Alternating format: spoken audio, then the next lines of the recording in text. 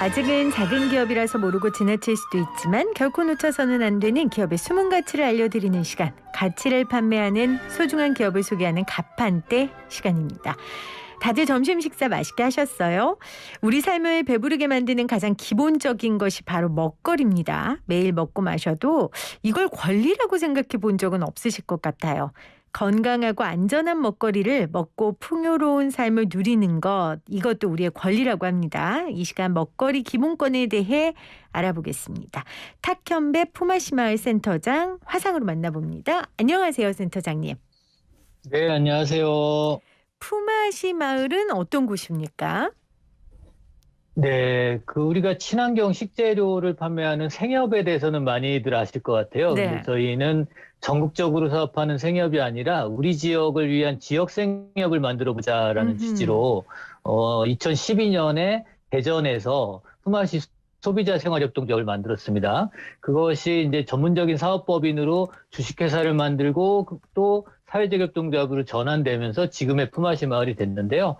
이 생협은 출자하신 조합원들이 한 1만 6천 명 정도 현재 되시고 네. 사회적 협동조합 품앗이 마을은 51명 정도의 직원이 일하고 있는 사회적 기업입니다. 그렇군요. 네, 사업 내용은 한마디로 말씀드리면 유통사업인데 주된 유통 품목이 이제 얼굴 있는 먹거리라고도 부르는 로컬 푸드인데요. 이걸 베이스로 한 어떤 공익적 온오프라인 유통 플랫폼이라고 저희가 표현을 하는데 그 로컬 푸드 매장들을 운영하고 또 유성푸드 통합지원센터라는 일종의 공공 먹거리 물류센터입니다. 물류센터도 운영하고 단체 급식 사업도 하고 하는 먹거리 기반으로 한 많은 사업들이 이루어집니다.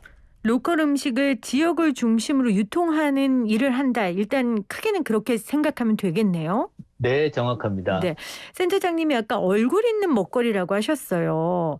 내가 살 상품의 생산자 얼굴을 안다는 얘긴지 네. 이게 어떤 뜻일까요? 실제로 저희가 운영하는 매장에 생산자분들 얼굴 사진이 붙어 있기도 하고요. 네네. 그리고 소비자들이 매일 직접 만나기도 해요.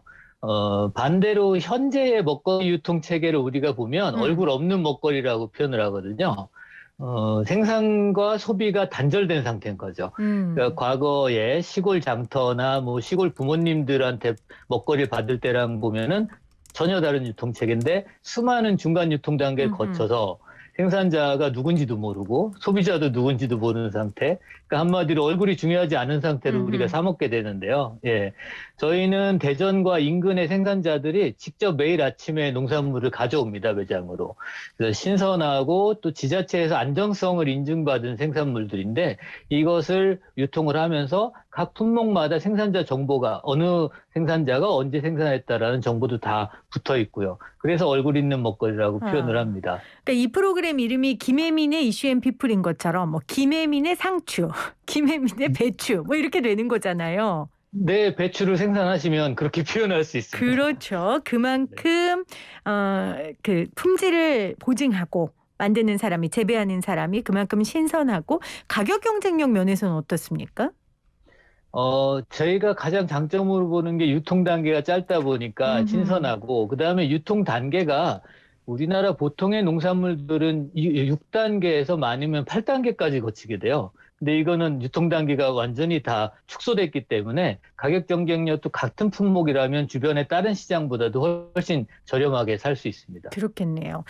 앞서 뭐 먹거리 권리에 대한 중요성, 개념 이야기를 좀 짧게 했는데 사실은 저도 마트에서 보통 장을 보니까 그럼 뭐 네. 지역 농산물은커녕 그냥 해외에서 수입해온 정말 뭐 얼굴은 커녕 뭐 국적도 사실 확인 안 하고 구매하는 경우가 많단 말이에요. 그러면 보통 소비자들은 싸게 먹어서 좋다 이렇게 얘기하는 분들도 계시고 또 요즘은 밀키트라고 해서 그냥 조리만 하면 되는 거 그 안에 무슨 재료가 있는지 상관 안 하고 이런 사람들이 많은 이 상황에 로컬 푸드의 중요성을 강조하신다면 뭐라고 말씀하시겠어요?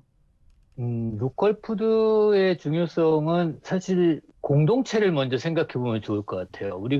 우리 사회에서 로컬이나 지역 공동체가 있는가 생각해 보면 주로 그렇지 않거든요. 음흠. 그 사회생활이나 직장생활은 다른 지역에서 하고 주거지는 잠만 자고 이런 경우가 많은데 로컬 푸드는 지역 공동체가 가능하게 만들어줍니다. 음흠. 그러니까 저희 기업에서는 순환과 공생의 지역 살림이라는 말로 표방을 하는데요.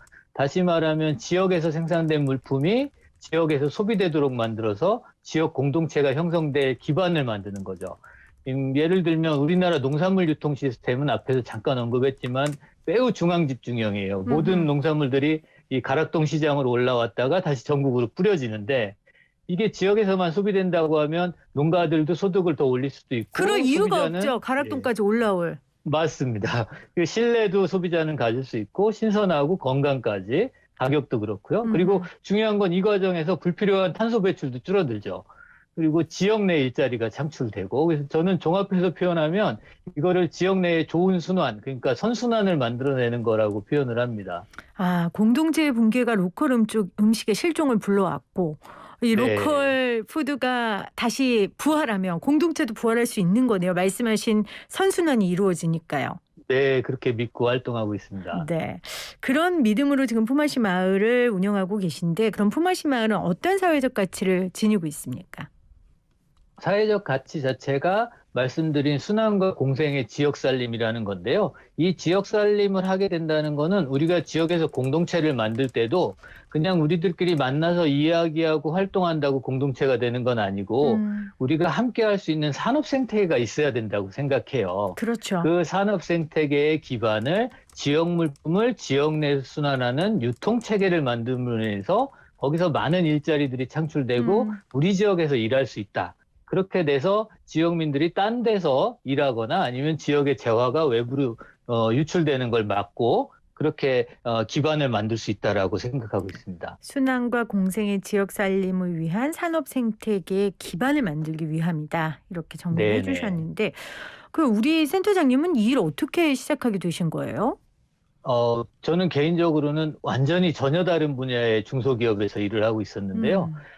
품앗이 마을 사업 초기에 제안을 함께 해보자고 받았었어요. 근데 사실은 제안 후에도 한 고민을 처음엔 안 받아들이고 한 2년 정도를 고민하다가 네. 2년 만에 결합을 했는데 그 이유는 보면 우리가 보통 공익적인 삶을 누구나 꿈꿉니다. 가치적인 일을 하고 싶은. 근데 하지만 먹고 사는 게 걸리다 아우, 보니까 쉽게 그럼요. 쉽지 않죠. 결심을 못 하잖아요. 근데 이제 품앗이 마을을 보고 나서는 가치 있게 먹고 살 수 있겠다는 생각이 딱 들었고요. 그리고 저도 대전이라는 지역에서 계속 생활을 하면서 지역 내의 인재나 재화가 외부로 계속 유출된다는 생각을 많이 느꼈었거든요. 그걸 막을 수도 있겠구나, 이 사업을 통해서. 그래서 함께 결합해서 지금까지 하고 있습니다. 와, 가치 있게 먹고 살 수 있는 방법을 찾으셨다니. 네. 복 네. 받으신 분이네요, 센터장님. 네, 감사합니다. 그 품앗이 마을이 영리법인에서 비영리법인 그러니까 사회적 협동조합으로 전환됐더라고요. 근데 사실은 네. 이게 쉽지 않은 일이잖아요. 그 내부의 네. 공동체의 동의도 받아야 하고 네네. 이 일을 왜 결정하셨어요? 그러니까 설명 잠깐 드리자면 최초에 저희가 만들었던 회사는 농업회사법인 품앗이 로컬푸드 주식회사라는 일반 주식회사였어요. 영리. 근데 이것을 사회적 협동조합으로 전환한 게 비영리로 전환한 게 아마 우리나라에서 최초가 아니었을까 싶긴 한데 2015년쯤인데요. 그때는 매장 하나 정도를 겨우 흑자를 내는 정도의 사업 초반기였는데 현재 품앗이 마을 이사장님으로 계신 분께서 제안을 해주신 겁니다. 근데 제안의 이유가 우리가 유통을 하고 있기 때문에 사업이 나중에 커지면 생산자에게나 소비자에게나 갑이 될 수 있다. 그래서 함께 소유하는 공익적 법인으로 바꾸자. 그래서 아예 비영리 법인인 사회적 협동조합으로 가자라고 말씀을 해주셨는데 사실은 당시엔 저도 그랬고 직원들이나 공동체 구성원들이 다 뜬금없었습니다. 사실은 사업 워낙 초반이라 반발이 있었는데 토론을 한 6개월간 했던 것 같습니다. 그렇게 토론을 해서 전환총회도 하고 다 절차를 거쳤고 법인 설립 과정에서도 좀 어려움이 있었는데 법인을 전환할 수 있다고 법에는 협동조합 기본법에는 다 나와 있긴 한데 사례가 워낙 없었었기 때문에 그렇겠네요. 예, 등기소나 뭐 법무사들도 이 사례를 잘 모르셨어요. 아하. 법원에서도 이게 가능한 거냐 해석을 새로 해야 되고 그래서 좀 어려운 과정을 거쳐서 사례를 만들어냈습니다. 그러니까 선한 의도가 퇴색되지 않도록 먼저 구성원들이 안전 장치를 만든 거네요. 네, 맞습니다. 그래서 아. 조합 안에 생산자들과 지역 소비자들, 그 지역 전문가, 직원들까지 함께 참여하는 그런 비영리법인으로 만든 거죠. 네. 그 영화 불안당에서 설경구 씨가 "사람을 믿지 말고 상황을 믿어라." 라고 했던 그 네, 대사가 생각이 납니다. 물론 선한 네, 네, 네. 분들이 함께 모여서 일하는 곳이지만 우리가 이 사업이 커지다 보면 갑질을 할 수도 있고 권력화가 될 수 맞습니다. 있으니 네, 그 전에 우리가 우리 취지에 맞는 그런 형태를 좀 취해 보자. 그래서 사회적 협동 조합으로 변신을 하신 거예요. 네, 네, 지금 센터장님께서 이 센터장 역할도 하시면서 서대문구 공공급식 센터장을 맡고 계시더라고요. 네, 이것도 네. 당연히 먹거리에 관한 일일 텐데 어떤 일을 하는 곳입니까, 여기는? 이 공공급식 사업은 서울시와 서대문구가 하는 일종의 정책 사업인데요. 이 풀네임은 도농상생 공공급식 사업이라고 부릅니다. 그래서 도시와 농촌이 함께 상생하자는 사업인데 네. 이것을 사회적협동조합 품앗이 마을이 2018년도부터 서대문구 센터를 위탁 운영을 받아서 지금 운영하고 있어요. 아하. 내용은 이제 생산지에 있는 농촌 생산지에 있는 로컬 푸드들을 지역에 있는 공공급식 시설, 그러니까 어린이집, 복지시설, 관공서 이런 음. 곳에 단체급식으로 제공을 하는 겁니다. 주로 단체급식은 대기업들이 많이 하고 있는데 우리는 농촌 지역의 대농 아닌 중소농들 중심으로 그 로컬 푸드들을 공급을 하고 있고 이 의미는 공공재니까 먹거리가 이 최소한 시급한 영역부터라도 공공이 책임지자는 취지인데 예를 들면 우리 구에 있는 어린이집들은 대다수가 저희 공공급식센터를 통해서 식재료를 안전하고 건강한 식재료를 받아서 네. 아이들에게 공급을 하고 있습니다. 지금 먹거리는 공공재다라고 말씀을 하셨어요. 이게 네, 먹거리 기본권의 아주 기본적인 개념이 아닐까 싶은데 네, 먹거리 기본권에 대한 개념을 좀 한번 정의해 주시겠어요? 네. 사실은 아직도 먹거리 기본권이라는 용어가 좀 생소하긴 해요. 서울 시민분들이 잘 모르시는데 서울시에서 2017년부터 먹거리 기본 조례가 제정이 되고 먹거리 마스터 플랜이라는 정책도 세워지고 당시에 먹거리 기본권 선언문도 발표가 음. 됐었습니다. 근데 이 기본권이라는 건 쉽게 얘기하면 먹을 거리라는 게 교육이나 우리가 코로나 검사를 무료로 받듯이 의료 같은 것처럼 누구나 안전하고 질 좋은 먹거리를 안정적으로 공급받아야 하는 그런 기본적 권리가 있다라는 이념이거든요. 네. 그래서 이 사업을 그냥 민간 기업들이나 자본시장에만 맡겨놓을 것이 아니라 공공이 일부 개입해서 이 문제를 정책적으로 풀어가야 된다라고 보는 겁니다. 음. 좀만 더 덧붙이자면, 네, 일반적으로 보면 경제적 취약계층들을 우리가 얘기를 하는데, 그렇죠. 먹거리에도 취약계층이 따로 있습니다. 그러니까 먹거리에도. 네, 먹거리 취약계층은 경제적 취약계층들은 당연히 먹거리 취약계층일 수 그렇겠죠. 있고 경제적으로 취약계층이 아닌데도 먹거리가 취약한 계층들이 있어요. 예를 음. 들면 입시에 집중하는 청소년들은 먹을거리에 굉장히 취약하거든요. 맞아요. 예, 그리고 취준생들도 노량진에 있는. 맞습니다. 1인 가구 청년들이나 아니면 노인 1인 가구들도 먹을거리에 크게 신경을 쓰지 못합니다. 워낙 바쁘기도 하고 환경도 음. 어렵고 음. 이런 분들까지도 공공이 개입해서 기본권을 지켜줘야 된다는 거고 저희 구에 있는 서대문구 센터도 그 취지와 이념 아래서 이제 설립되고 운영되고 음. 그 차원 때문에 지자체 예산도 투입되고 있습니다. 음. 성인병이 사실 많이 발병되는 곳이 경제적으로 취약한 곳이고 네, 그곳에서 이제 먹거리 기본권이 보장이 되지 않는 인스턴트 음식이라든지 아니면 네, 고열량, 저영양 음식들 맞습니다. 때문에 이제 그런 병의 발병도가 높은 거거든요. 사실 네. 먹거리 기본권은 건강권하고 굉장히 밀접하지 않겠습니까? 맞습니다. 이 건강권이랑 매우 밀접하고 이게 의료하고도 연결이 되고 음. 그렇게 건강해져야만 사실 사회가 안정적으로 들어갈 수 있고요. 거기서 좀 더 숨은 거는 이 먹을거리가 공공적으로 운영되면은 우리나라가 앞에서 수입 농산물 잠깐 언급하셨는데 어디서든 싼 농산물이 들어오기만 하면 된다가 아니라 우리 사회에 지속 가능한 먹거리 시스템을 어떻게 유지할 것이냐, 이게 중요해지거든요. 네네. 그래서 기본권이라는 게 점점 더 강화가 되고 많이 인식되면 좋겠습니다. 뭐 요즘 뭐 못 먹고 사는 사람이 어디 있어 이런 얘기 하시는 분들이 있는데 실제 못 먹고 네. 사시는 분들도 계시고요. 그리고 이건 네. 어떤 먹거리를 먹느냐 이게 굉장히 중요한 개념이라는 거 많은 분들이 맞습니다. 좀 아셔야 먹거리 기본권의 중요성을 아실 것 같아요.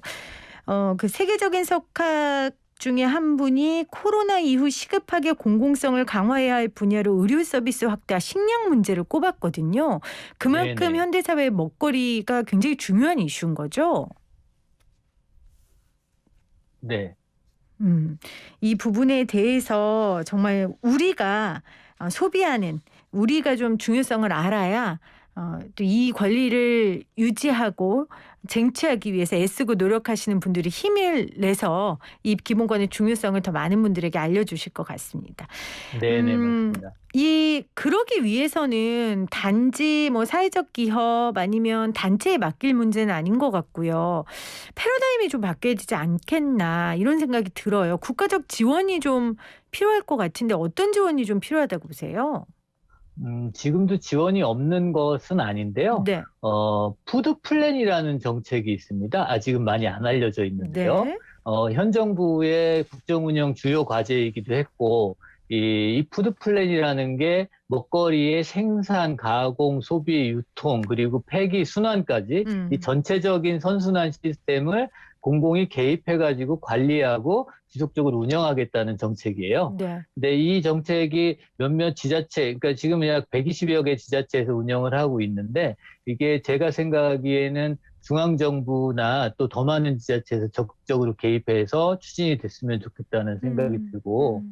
그런데 이런 지원이 있기 위해서는 사실은 시민들, 특히 도시민들의 관심이 많이 필요합니다. 이 맞습니다. 정책이 우선순위가 되려면 농촌 지역은 지금 인구가 많이 감소하고 있기 때문에 도시민들이 관심을 많이 가져야 되는데, 사실은 도시민들 입장에서는 우리가 평소에 우리나라 농업 상태가 얼마나 어려운지, 먹거리가 어떤지 잘 모릅니다. 관심이 마트에서도 없죠. 그렇죠. 언제나 마트나 온라인에 좋은 먹거리들이 막 공급되고 음. 있기 때문에 근데 사실은 심각한 상태에 가 있고요. 그래서 도시민들의 관심이 많이 늘어났으면 좋겠습니다. 알겠습니다.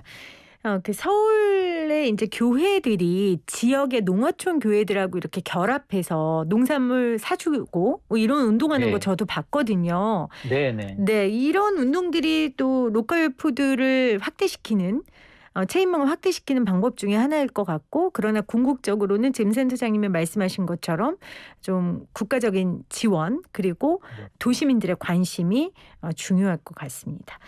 네네. 오늘 가판대 탁현배 품앗이마을 센터장과 함께하고 있는데요. 여기 품앗이마을에서 다른 상품들도 판매를 한다고 들었어요. 뭐 어떤 맞습니다. 상품들 판매하세요? 로컬 푸드라고 해서 지역에 농산물만 있는 건 아니고 축산물, 수산물까지 다 있고 그 네. 외에도 가공식품들이나 생활재들도 많이 있어요. 예, 근데 그중에 대부분의 물품들은 일반 마트나 이런 곳에서 찾아볼 수 있는 게 아니라 지역 내의 사회적 기업들, 협동조합, 마을 기업 같은 사회적 경제 기업들이 생산한 품목들이 많습니다. 음. 그래서 예를 들면 우리가 자주 사용하는 된장, 고추장 같은 장류도 지역 사회적 기업 거고, 얼마 전에 이제 김장김치 처리되면 많은 분들이 절임 배추 같은 김장 재료들을 찾는데, 네. 이것도 충청 지역의 사회적 기업을 통해서 공급을 받아서 유통했었고, 그리고 앞에서 잠깐 말씀하신 요즘 아주 핫한 밀키트도 지역에 있는 사회적 기업이 제조한 것을 유통하고 있고 이렇게 하고 그렇군요. 있습니다. 네. 네. 또 이 상황에 발맞춰 나가면서 여러 가지 상품을 개발하고 계시네요. 로컬 푸드를 네네. 이용한. 네. 알겠습니다. 언제 제일 보람 있으세요? 저는 이렇게 저희 아이들 급식표 받아오면 원산지 네. 표기에 국산 막 다 돼 있고 메뉴 화려한 거 보면 아우 애미보다 낫다 역시 막 네. 굉장히 네. 그 세금 낸 보람을 느끼거든요. 이렇게 네. 건강하고 안전한 먹거리를 우리 아이들이 먹는 거 보면 우리 네. 센터장님은 어떠세요? 저도 지역에 제가 하는 일이 기여가 되고 있다는 게 느껴지면 보람이 가장 느껴지는데, 그렇겠죠. 예, 예를 들면 서대문 공공급식센터에서도 어린이집이나 복지시설에 제공을 하니까 이분들이 고맙다는 표현도 많이 하고 또 자기들이 안심하고 먹을 거리에 대해서는 더 이상 뭐 의심하거나 불안해하지 않는다는 표현들도 하세요. 그럴 때 또 느끼고 예를 들면 대전의 품앗이 마을에서도 지역사회와 함께 연계하는 사업들이 있습니다. 유성생명과학고라는 고등학생들이 있었는데 이 학생들이 학교 내에서 스마트팜으로 농산물을 재배하고 있었어요. 근데 이것을 우리 마을 매장에, 품앗이 마을 매장에 시범 특별 판매전을 하면서 자기들이 판매하는 것이 소비자에게 어떤 반응을 하고 어떤 의미가 있는지 실험을 하기도 하면서 많이 느꼈던 적이 있는데 그렇게 지역사회와 협동해서 뭔가 일을 만들어낼 때 그럴 네. 때 좀 지역을 위해서 일하고 있구나라는 생각을 하게 됩니다. 그렇네요. 음식은 정말 생명이고 우리 젖줄이고 그런데 로컬 음식이 지역 경제에 이렇게 생기를 불어주는 것 같다라는 걸 우리 센터장님과 이야기하면서 좀 많이 느꼈습니다. 오늘 네네. 가판대 누구나 건강하고 안전한 먹거리를 누릴 수 있도록 애쓰고 계신 품앗이 마을의 우리 탁현배 센터장과 함께했습니다. 센터장님 오늘 고맙습니다. 감사합니다. 새해 복 많이 받으세요. 네, 새해 복 많이 받으세요.